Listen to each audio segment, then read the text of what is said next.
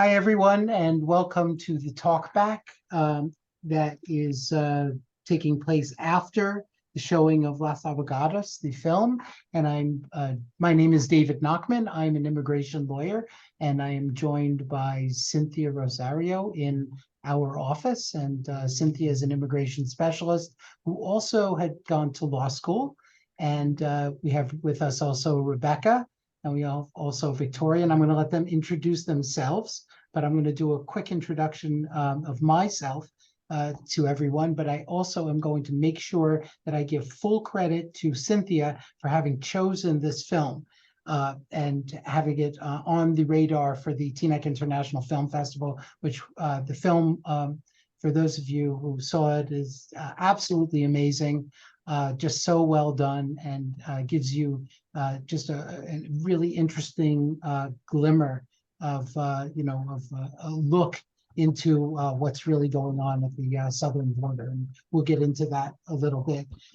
So I'm an immigration lawyer on my good days, and what I do is I was actually talking to Rebecca before, and we do business immigration law.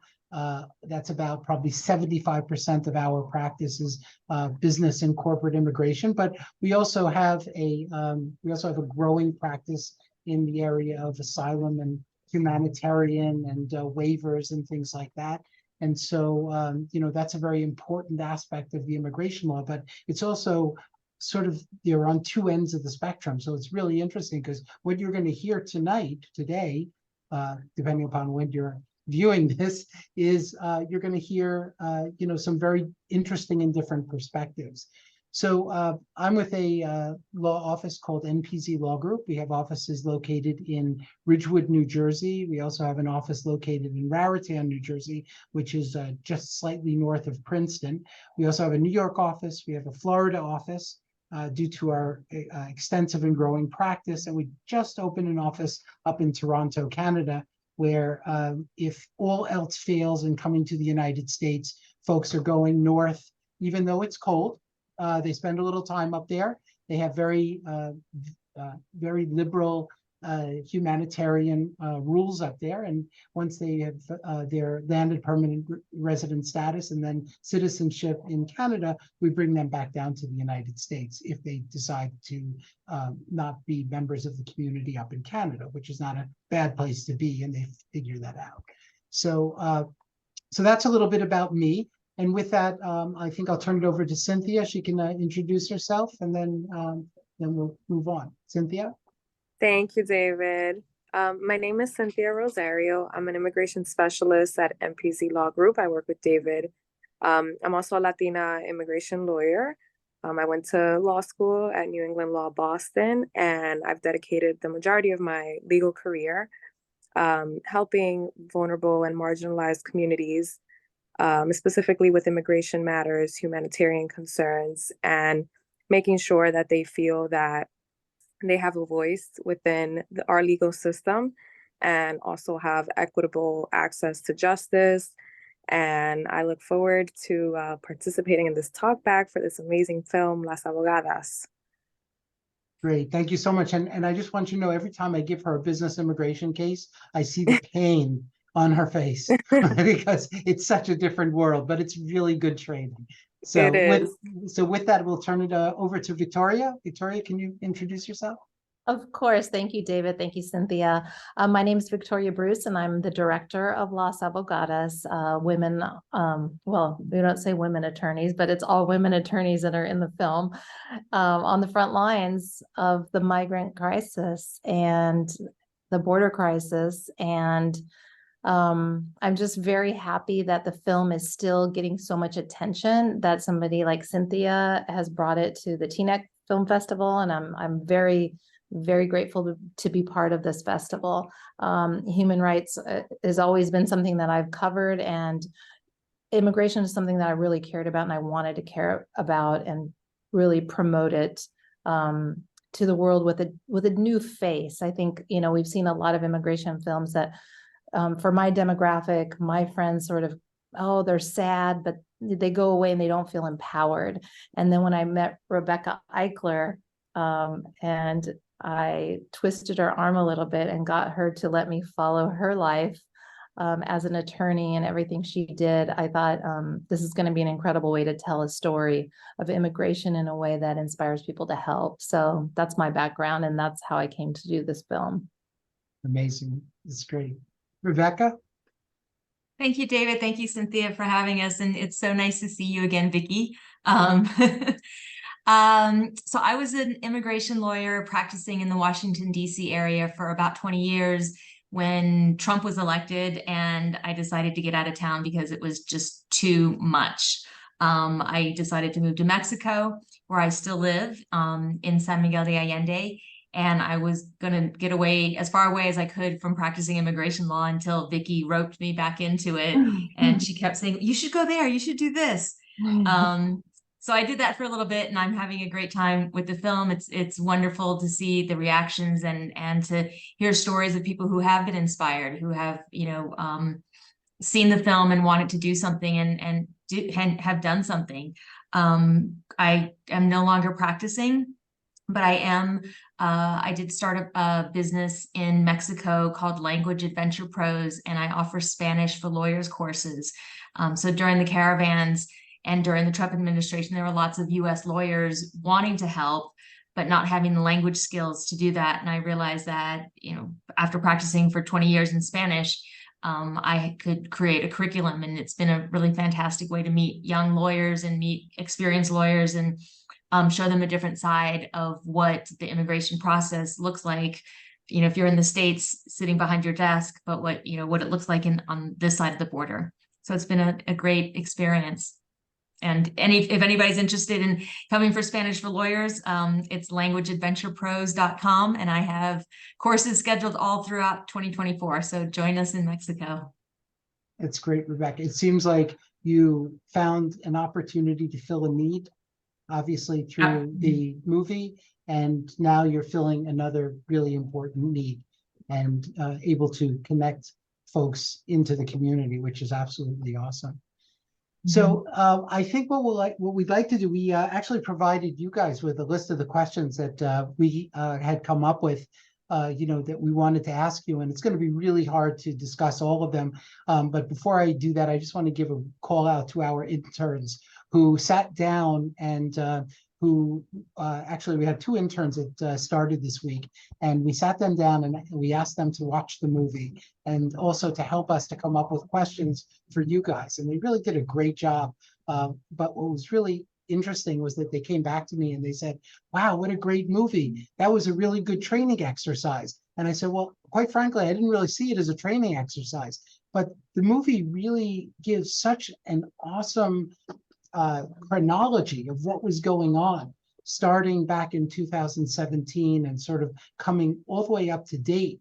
And it sort of shows you the twists and turns that we took because of the politics that was going on and how it affected, what was going on with the southern border. But I think what I guess I'd like to ask you, and obviously I'll just kind of throw it out there, Victoria and Rebecca, you guys can sort of both answer, is, what inspired you to do a film about the refugee crisis? What was the thought process? Well, gosh, a lot of things. I like so many people, I've been touched by the images. I really, when there were the unaccompanied minor crisis, I think it was 2017, Obama was in office, and I had signed up to be a foster parent to an unaccompanied minor through Lutheran Refugee Services. And my husband and I had talked to him, and he said we could do that. And not long after, I got an email and said, oh, never mind, the Obama administration's got this taken care of. And it ended up that they had given this over to Core Civic and for-profit and other non-profits, and to detain these children instead of find foster homes. And so, I knew early that the Democrats weren't the panacea. They weren't really good on immigration at the time. So I always wanted to do something. Trump made everybody really wake up and take notice. But our immigration policy has been horrible for a really long time. And so it's always, as a filmmaker and an author, it's always been a really important topic for me. I just didn't know how to do it. And then one day I was reading my Facebook post and I saw Rebecca Eichler, this woman who, she says she wasn't practicing law. I didn't talk her into going back in the field. In 2018, as you see in the film, she goes out there with her little Volkswagen bus and one little other short firecracker of an attorney named Charlene DeCruz. And the two of them try to give legal services to 5,000 people that are coming through in a caravan that Trump is calling murderers and rapists. And, you know, these are children and families, and you can see in the film who they're giving services to. And so that is how I became inspired. And I found my story, of the right story that I needed to tell. That's great.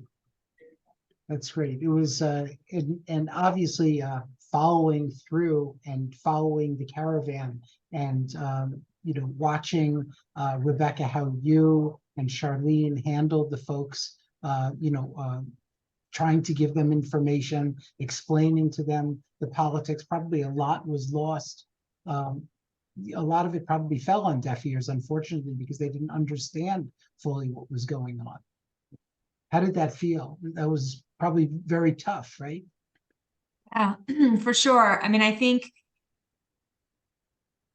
on the whole, it might have been something that I did just to make myself feel better, because they were on a mission to go north, and what we were going to say really was not going to dissuade them. You know, in my mind, like, oh, if they have the information, if they know what's really happening, they'll change their mind. But for so many people, there was this incredible faith. You know, they had gotten this far. The distance from El Salvador to Mexico, to the US-Mexico border, is the same distance from New York to California. So they've walked, you know, at this point, they've walked, you know, halfway on their journey against all odds. So God was on their side. You know, their prayers were being answered. So really, not sure that we had much impact on what, you know, their choices were, but hopefully what the impact we did have was helping them navigate it a little bit easier, you know, being a little bit more prepared. And prepared insofar as, you know, what they were walking into, at least with the Trump administration, was potentially just more problems than anything else. And you're trying to explain that to them. And yet it was interesting to see how hope would conquer all. Hope was conquering even the bad news that you were giving to them. So for sure. Yeah. Yeah, and we can't forget they're also fleeing something, a real danger. It's not like they really have a choice. It's not a vacation that they're on. They weren't just taking a trip with their family. They were running away from real violent dangers. Absolutely. And Vicky, I thought it was really interesting. I mean, the way that obviously this was a director's thing, that you followed 4 different attorneys who had different styles. You know, probably Rebecca's style and Charlene's style were probably, you know, because they were going hand in hand and, you know, working with the caravan. But I thought it was really interesting how you showed that, you know, you had one lawyer who was out there on the sidewalk, right? You had another lawyer who was handling it through her personalized community. And, you know, and then, of course, what Rebecca and Charlene were doing was really, that was so interesting, the perspectives that were given through the eyes of, you know, those different, the 4 lawyers. Really Thank you. Yeah, thank you for saying that. You know, that was obviously a conscious decision, and I wanted to show the diversity of the lawyers and all the things they're up against. And I could have told, I don't know, Rebecca, probably 20 really good, meaty stories of women that are just so strong and powerful and deal with these, you know, these circumstances. Nicole Ramos, who runs Al Otro Lado. Sorry, I've been working all day. Al Otro Lado out of Tijuana. I mean, she's helped thousands and thousands of people get across. And I wanted to, but if you look at the timeline of our film, I started filming in January of 2020. And and the world got shut down a couple months later. So, I wanted to do, this broad picture and then really intimate profiles. And I think I was able to do that. So thank you for pointing that out. I appreciate it. Yeah, no worries. Cynthia? Yes. So I know you said that you started filming in 2020, so right before the pandemic hit. So how was that for you? What challenges did you face with social distancing and everything else? So I'm very creative, as most documentary filmmakers are. And I was an early adapter of asking my film subjects to film themselves. And I did this back in 2012, before anybody was doing that. But we had made a film about some activists that were going after big corporate tax dodgers. It's called We're Not Broke. And back then the footage wasn't even good from the phones, but it didn't matter. We were starting to look at that as, wow, this is really valuable material. And I've got 5 actions that are taking place at the same time in one day. And I've got a small budget, so I can't get there myself. So immediately I had already had Rebecca filming herself. Like, I already knew that I was going to try to get her to cover everything that I could. And also intimate family moments that you don't get when you have a camera in somebody's face. So I think that maybe some filmmakers had more challenges than I did, just because I've been very scrappy making independent documentaries for a long time. And immediately I sent cameras to Mulu in California, whose daughter worked in the film business and was now living with her in lockdown, and filmed her. And Rebecca's son helped. Charlene's kid never opened the box. And Charlene hates being on camera anyway. So I got very little from her. And then I was traveling. My brother's a pilot. He went back to work.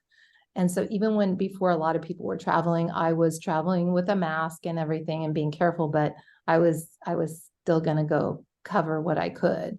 So it slowed everyone down, but I would say I made it work. Yeah, you definitely did, in a very Thank creative you. way. Thank you. And I know that you chose 4 main protagonists for the film. What made you choose them overall? Well, it's always all about access. I mean, Rebecca, I would love for you to chime in and say how you get approached by filmmakers saying, I want to cover your life, because that's the main thing, like, get somebody to give you access. Yeah, that was weird. I actually wasn't even planning on telling anybody what I was going to do on the caravan. I was just getting ready to go out and do it. And then a friend said, this is in the middle of the news right now. Everybody's watching this. You should write about what you're about to do. So I just wrote a few Facebook posts, and that's how Vicki saw it. But it wasn't until, it was like a year later, right, Vicki, that you kind of, it was a while after, the whole caravan stuff died down. And then Vicki got inspired by, she was at a film festival and they were asking what she was doing. And that's what inspired her to do another film. But she called retired. and I was like, no I'm more never movies, doing that she again. It's too hard. It is hard.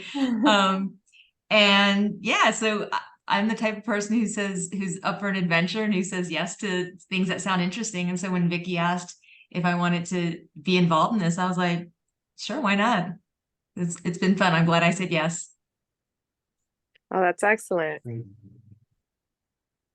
And also, I know that the film hits on a lot of political undertones. Can you both discuss what made you want to highlight that in the film, and the overall message that you hope that the audience gets from that? Well, I mean, practicing immigration law, practicing humanitarian law under Trump is completely a political action. It's a political act. There's no way about it. I've given presentations where people like, we want you to talk about immigration, but don't talk about politics. And you can't not. So just by virtue of it being a film about immigration makes it a political film, I think. Yeah, definitely. Yeah, and probably Rebecca, you have the same experiences that I do. I mean, during the Trump administration, we used to want to get the information out there. We tried so hard, and what we would do is we would try to gather people, at various NGOs or at churches, and no one would show because they were so worried that if they showed up, they Absolutely. were going to get that they were being potentially going to be rounded up and sent away. And, so it just became so difficult. They went into hiding.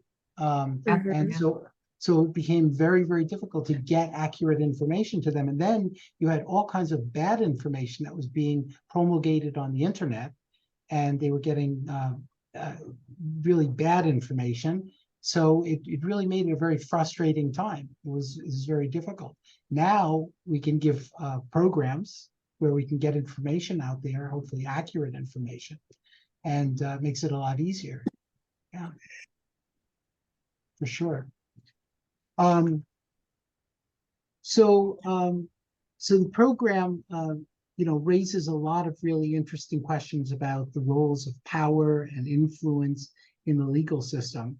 Okay, and what discussions and debates do you hope that the film is going to spark among viewers regarding this topic in the future? Oh, I think we may have lost Rebecca. She'll come back in. Mhm. So, and Victoria, I think that's a perfect question actually for you, because I think that, this must have been sort of lingering in the back of your mind when you went down this road. And by the way, is it true? I understand that this is the last film you are going to do. Is that true? Yes, 100%. Oh, okay, 1000%, maybe. okay. Who knows? Well, Who knows? Rebecca, I always say that. well, Rebecca and I have an idea for a sequel, so we'll share that with you later. So I always had big ideas going into things, but people have asked me about policy change coming out. Was that a goal of this film? Of course, I would love it to be, but I don't have those rose-colored glasses anymore. Our team is putting together some Capitol Hill screenings, and we'd love to get some people on board, but it just seems just incomprehensibly hard to get Washington to move on this issue. And as much as Rebecca and Mulu were looking forward to the Biden administration and everything changing, some things have changed and gotten better, but it's still terrible. And Biden's done some terrible things as well as some good things. And Washington doesn't even have it on the agenda to pass comprehensive humanitarian immigration reform. So I asked the people who watch this film and all of your viewers, look at this as a way to actually one-on-one help someone in this situation. You don't have to be an attorney. I'm not an attorney. You can teach somebody English once a week. It doesn't have to be money. You can, if you have a room in your home, you can bring somebody to your home. And almost everyone on our team has done that since we started making this film. And we may not change the world, but you're changing somebody's whole world by giving these opportunities. So as grandiose as I'd like to feel like the message of this film is, that's the more important one, is the one-on-one message, the one-by-one message. So it's interesting that you say that, because I know Cynthia's heard me say this, is that the motto for our firm, and I keep it kind of low key, but it's we're saving the world one person at a time. And we really are. And just today I got a little card from a family that we had done the green card applications for. We got their green cards approved, I would say probably about 3 or 4 months ago. And the 12-year-old daughter wrote, "Thank you so much. I'm only 12, but I understand what you've done. Thank you." And yeah, right. And so, I think I speak for Rebecca and I speak for Cynthia. When I went to law school, I went to law school because I didn't want to push papers from one side of the desk to the other. I did it because I want to help people. And that's why I became a lawyer. And, it was so nice to see in the beginning of the film when Rebecca is, and so it was a great scene when Rebecca's on top of the truck and she's putting the, tying down everything on. Here we go, we're going, and we're going to make a difference. And yeah, I mean, that's what it takes. It takes that activism to get out there and to make a difference. And it's really something to be appreciated and followed. I only hope that this film, and I'm sure it will, stand as an example to many folks who have an opportunity to get out there and do something to change the politics, because immigration continues to be a political football. And as it remains a political football, it's going to be very, very difficult to solve the immigration problem that we have in the United States. It's just going to continue to be ping pong back and forth with the various administrations. But Rebecca, what are your thoughts as an immigration lawyer and also as the protagonist in the movie? No, I agree. As Vicky says, our mission in making this movie was to affect change on a small level, and I went to law school for the same reason. I wanted to save the world. And that's a hard thing to do. You can't, that's really, really hard, but really we can make a difference. Like today, actually, Oscar, who's featured in the film, had his court hearing in San Francisco, and it took at least 5 different people doing a small part to help him get from where he's currently working in Tennessee to his hearing in San Francisco. And we had people donating air miles.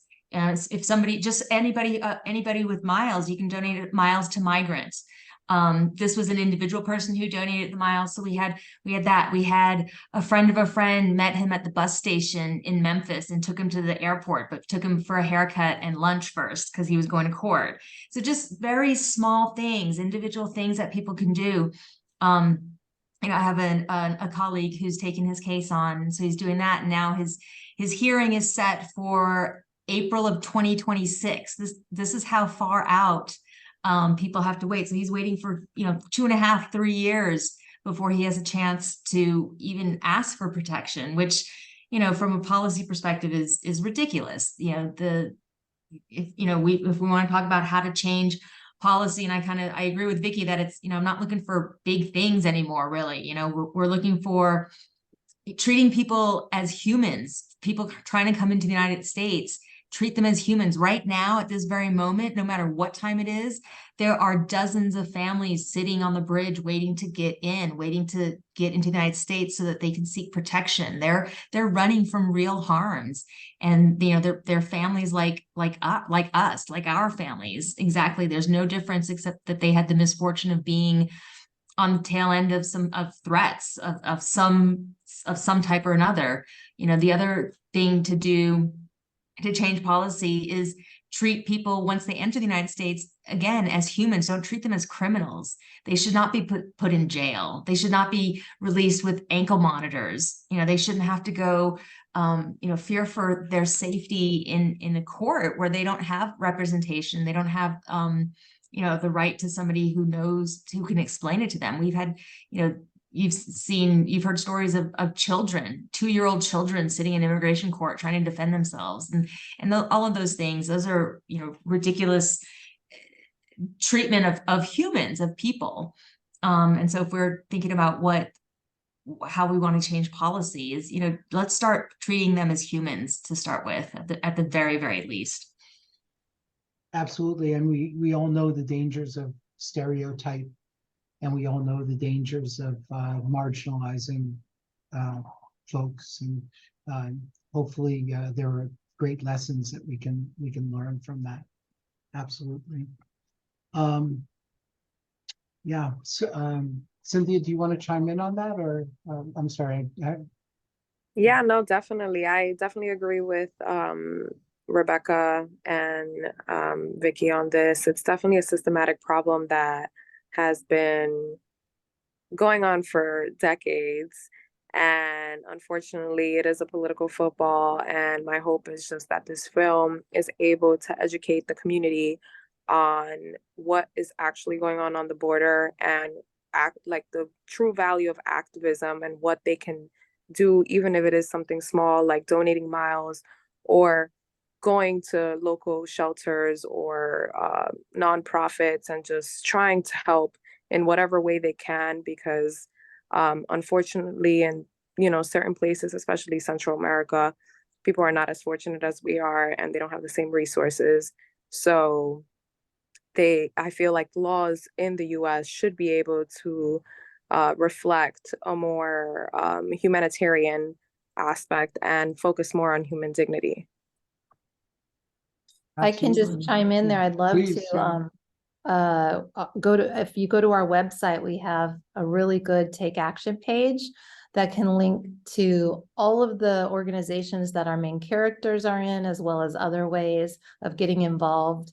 And people have said it's been really helpful. So it's losabogadosfilm.com.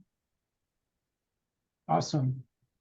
So one of the things also that I think that I would like to just quickly chat about, and maybe Rebecca, you can help me out with this, because I think, we saw everyone in action in the movies doing something for people who had potential affirmative benefits.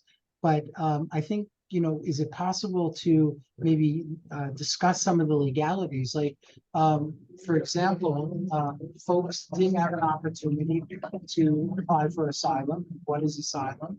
And I'm going to maybe ask you maybe to just sort of explain what asylum is, and maybe some other affirmative benefits that may be available to individuals, of this nature. Obviously, as immigration lawyers, when we sit down with these or talk to these potential clients, what are some of the benefits that we would discuss with them? Mm-hmm. That's a big question. It is a big world. Yeah. Yeah, I mean, I think that, certainly asylum is international protection that the United States has obligated itself to provide through treaties that we've signed long ago. So it's to offer protection from somebody who's fleeing a harm. And it is long established law. In fact, the Refugee Convention was like over 70 years ago. So that's pretty much the main one. When Trump came into office, he really upended so many procedures and long established processes that people would follow. In the past, if somebody was fleeing a harm, they'd come to the border, the U.S. border, or anywhere in the United States. It didn't matter if they were within the United States or at the border. If they said that they were afraid, the U.S. government is obligated to investigate further, and then eventually, if determined that they qualify, to offer them protection. Trump did everything he could to prevent people from even coming to the United States. They've criminalized, or they've made it problematic for somebody who entered the United States irregularly to then apply for asylum. They've instituted rules that require you to apply for asylum in another country and be denied before you can qualify for the US. So there's a lot of things that during the film were very much in flux. And interestingly, President Biden has reinstituted a lot of these things that were found to be illegal, specifically, requiring people to have been denied, or he's trying to. Requiring people to have been denied an asylum case in another country before they can come. So there's it's a really tough time to, work around all these different things. But asylum is one. The US government right now is issuing sort of humanitarian visas if you can show that you're especially vulnerable. Not that you're just regularly vulnerable, but that you might have children, or you might have a disability, or a health issue that, allows you to enter the United States ahead of everybody else, not even ahead of everybody else, just enter. I want to point out that these obstacles to asylum is actually illegal. Charlene mentions this in the film, that they're not following, the US government is not following their own laws. Yeah. And it's still that, like I said, the US is obligated to offer protection to people who come and ask for it. And it's illegal to put up obstacles and barriers like that they're doing that, starting with the migrant protection protocols that required people to wait in Mexico. While they're waiting, they get kidnapped. People, so many, it's just kind of a standard course almost that people are getting kidnapped. And these are people like us. These are families fleeing a harm. So, there's a lot of things, but there's not as many. We have this interesting overlay of prosecutorial discretion also, don't we? So now these folks who have actually at the end of the movie made it in, who have the opportunity to declare asylum, have now a potential to argue an asylum case and also potentially argue prosecutorial discretion, which can be liberally interpreted, right? So, so that presents a whole new way of looking at immigration cases, absolutely, right? Yeah. And not only just this idea of discretion, but there's such a difference between which court you end up in. If you happen to be unlucky and end up in Texas, the judges are a lot stricter and they're a lot less generous with offering asylum. If if you happen to be in New York, you're going to have a lot higher chance. So it shouldn't be based on geography of where you happen to end up, where you happen to have friends that loaned you the address. So you said that you lived in Texas. Wow, good luck getting that. It's something like what are the approval rates for asylum? Really, it varies ridiculously from court to court, and it varies depending on whether you have legal representation or not. You're twice or three times more likely to win a case if you have a lawyer who can navigate you and guide you through the whole process than if you're doing it on your own. So so what I'm hearing, maybe, Rebecca, is that you might be suggesting to Victoria that maybe the sequel is to follow an individual who, through the asylum process, which could be many, many years, by the way, in the United States, and then to possibly get in front of an immigration judge and make their claim, and to see, a day in a life, I guess, for a person who has declared asylum in the United States. That could be an interesting sequel, right? What do you think, Vicki? I just want to say, I was a little bit late to this meeting because the editor of our film, his name is Simon Afokwa. I met him on the border. He was a refugee in Tijuana, and I'm here at a car dealership, and he's buying a new car with cash after being in this country for 3 years, getting his asylum, and now he's applying for his green card. So like I said, it's just so many people helping a little bit at a time. Exactly. And this is the Americans we want in this country. He's from Cameroon. And, I couldn't be more proud of him. It's the American dream. He's making it happen. Yeah. It's really the American dream. And, I'm just going to give a call out for the folks who I see. I think, in general, immigration law, and I think Rebecca, Cynthia, and Vicki are all going to be on the same page with me on this. It gets a bad rap because people, I think that the wrong message gets sent that these are folks who are taking away from our economy. But take a look at the economic studies that are done by the consulting firms. They all seem to say that the reason why the United States is as powerful as it is and is as great as it is because we're a melting pot, and because we have individuals from 156 nations around the world here to add value, not to take away, but to add value. Not a day goes by and this is not something we see all the time, but not a day goes by when I don't see a 50-page resume on my desk from a researcher, a scientist, a doctor, someone who, and when I go to work, my feeling is I'm not going to work to do immigration. I'm going to work to keep the United States on the cutting edge of the worldwide brain drain. I want to make sure these folks come here and don't go to other countries that are opening their doors to these highly skilled workers, because otherwise we're going to lose them. These are folks who are hardworking, they're adding value. When they come back to me, and usually when they come back to me and say thank you, they already have about 10 people working under them. And, you know, this is the American dream, truly the American dream. So I think we have just another minute or so, and I think we're going to wrap up. But let me just quickly, Cynthia, do you have anything you'd like to put in there? Sorry. You have to unmute. Oh. Can she unmute? Sorry, Okay. can you hear That's me? okay. Yeah, there you go. Yes. Yeah, I just wanted to take the time to thank everyone, Victoria, everyone on this film. I think you did an amazing job at portraying what's going on at the border, and also creating a storyline that can inspire any person, whether they have an immigration background or not, to be able to effectuate change on a small scale, on a big scale, and just be able to give a voice to those that feel that they don't have one. So thank you so much. Thank you, Cynthia. Awesome.